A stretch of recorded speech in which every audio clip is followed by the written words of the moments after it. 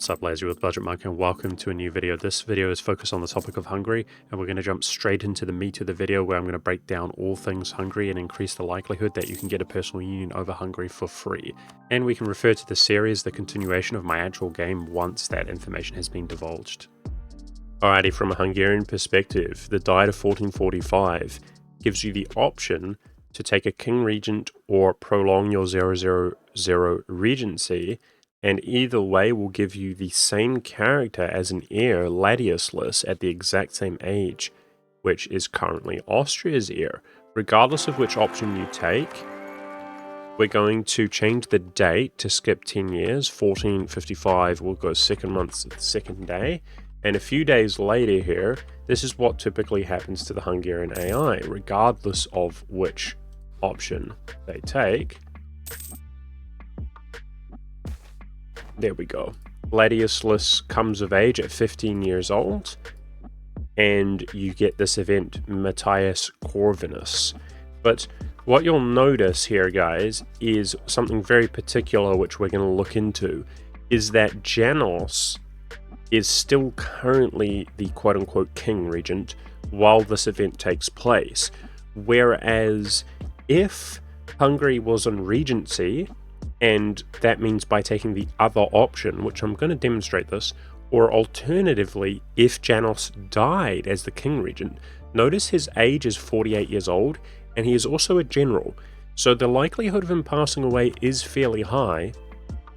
If either of those took place, then Ladislas would actually go onto the throne, and that is very, very significant before this event takes place. So we're just taking note. I'm about to demonstrate the significance, but this is what typically happens as Hungary, is that he gets this event which ultimately just breaks his ties here with one option with the Habsburgs, completely changing your dynasty, removing historical friends, etc., or alternatively becoming a personal union. Now, if Hungary makes it to this point, they have about 10% likelihood to take that option to become a personal union under Austria, which is exactly what you're hoping for an Austrian perspective. But the likelihood that they make it to that point without Ladislas dying from scripted events, for example, is I'd say it would happen the majority of the time, maybe, but then also taking the 10% on top of that, we're talking about very, very unlikely. Well, luckily there is an alternative way that you can PU Hungary, and you can increase the likelihood, and this is often what happens with the AI, because you'll notice that, let's say roughly that this takes place 5% of the time, that's 1 in 20 games.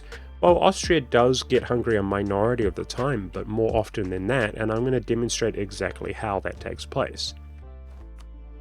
Diet of 1445, once again, this time we'll take the other option, but I just want to stress that if Janos is taken, it is not the end. You are just hoping that Janos dies over the course of the first 10 years. But we're going to take the regency approach. It's about 50-50, and we're going to switch over to the tag of Habsburg, okay, because of course we're looking at this from an Austrian perspective. So this is preferable to see Hungary in regency with Ladislas as an heir. I will just throw it out there, guys, that Ladislas can die from scripted events under the circumstance, whereas ordinarily most nations would never die. Your heir would never get a hunting accident or so on. If you were in regency with an heir, they would always come of age. Unfortunately, it can happen to Hungary, which is not ideal. So let's use the date command again to jump ahead 10 years, so everything's just about to pop off. But this time, this is the very significant variable, guys, is we're going to make our ruler a general to try to increase the likelihood that they die. It's the only thing within our control, and this is over the age period of 29 to 39. You're basically hoping that the Austrian emperor passes away, as not only do you get increased imperial authority, let's use the kill command, but with this setup on Hungary, you will see that we are now both in regency and we both have Ladislas as an heir. And watch what happens as he reaches 15 years old and ascends the throne. We immediately PU Hungary without the event ever taking place. So is this going to happen the majority of the time? No. It depends on Ladislas' survival from the Hungarian perspective, and it depends on your emperor dying at a modestly young age. But this is why you see the AI PU Hungary often more than you would think is likely based on the stats I said earlier. And this is by giving you the information, you can know that and do that more often yourself. So let's take the perspective that you're trying to grind some kind of world first personal achievement, like something that's never been done before in EU4, just hypothetically, and you're only going to settle for the absolute best Austrian game.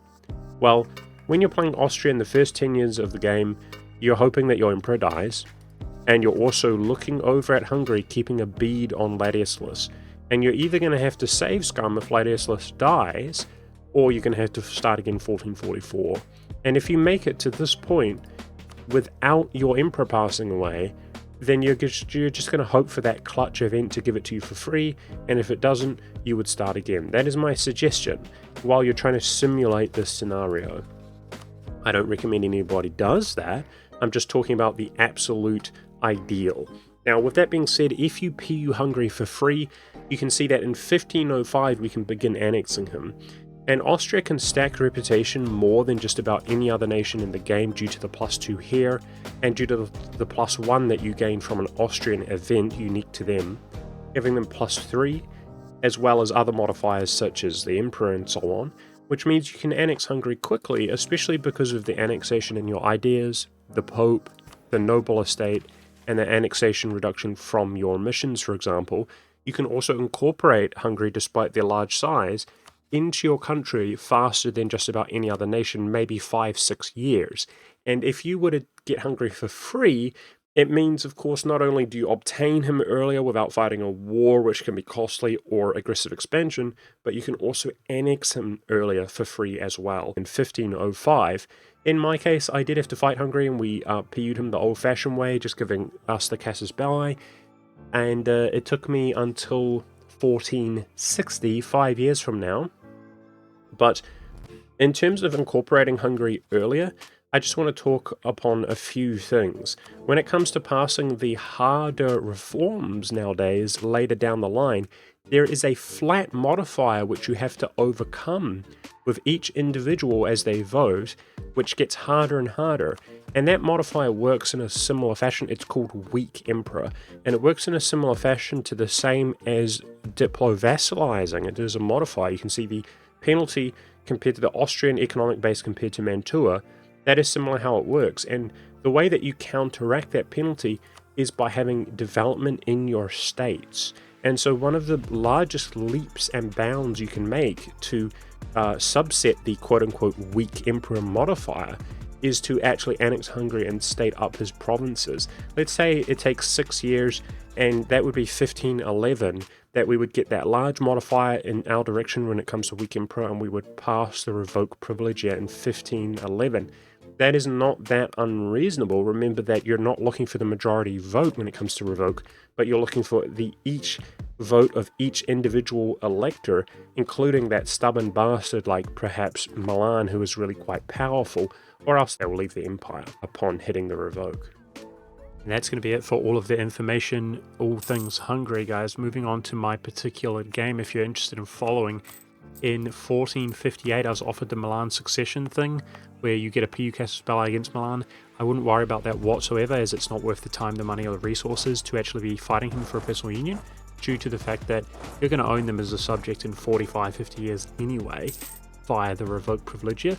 I will remind you from last session, what I did is I snuck out a cheeky war against Venice while he was indirectly at war with the Ottomans defending Albania, and we took the province of Istra. What I recommend doing with Istra is coring it up, adding it to the empire, and releasing Dalmatia as a vassal. This will give you reconquest against Ragusa and Venice in the future, as well as Hungarian provinces, which don't matter. But what does matter is that this is a great way, a low aggressive expansion way of actually spreading the empire's influence down into the Balkans, which will be crucial later, as if there are Balkan nations there, such as Bosnia, Herzegovina, Serbia, etc., we would like to use the Expand Empire CB against them in the future. And otherwise, I'm actually waiting, guys, in order to pass the reform. So I was able to pass my first reform. Yes, it took 14 years to pass a single reform in the year of 1458. I'm waiting for my imperial authority to hit 50 in order to safely attack Hungary, because I don't want to be stuck in this war and slowing down the process of the revoke, which is something you're always going to have to deal with an emperor. As far as the actual war, I was able to call in Poland yet again and just make short work of Hungary. We pieced them out 2 years into the game in 1460, and that allows me to actually pass the strong duchies due to having Dalmatia as a vassal.